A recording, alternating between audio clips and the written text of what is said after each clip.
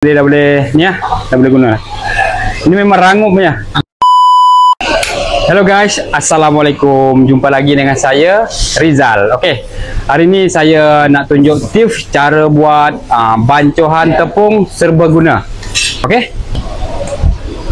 Dekat sini bahannya kita ada lebih kurang 10 ataupun 11 biji, 10 lah. 11 biji telur.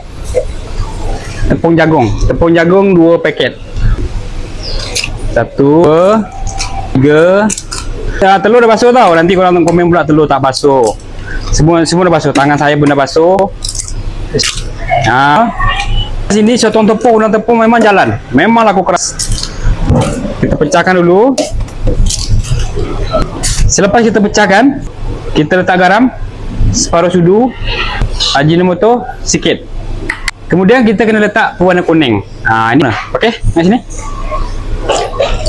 Kita letak, kita banyak sikit. 1, 2.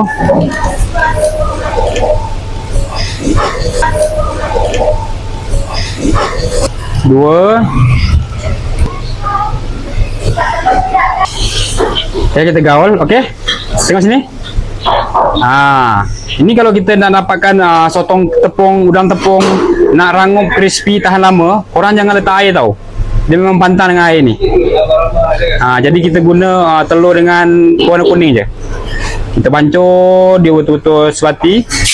Jangan kita bancur dulu.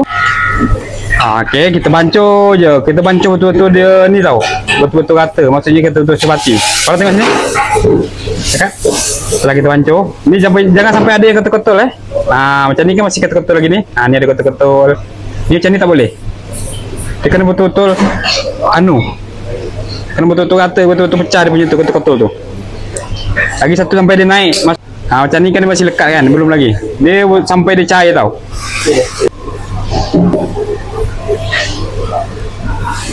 Okey. Boleh gunakan. Tengok. Dia dah tak melekat dah katakan, dah turun dah tengok. Cantik je kan. Mana dia dah boleh ni dah boleh guna. Ini memang rangup punya. 2 hari. Alright. Okey. Orang boleh cuba kat rumah. Bye bye. Assalamualaikum.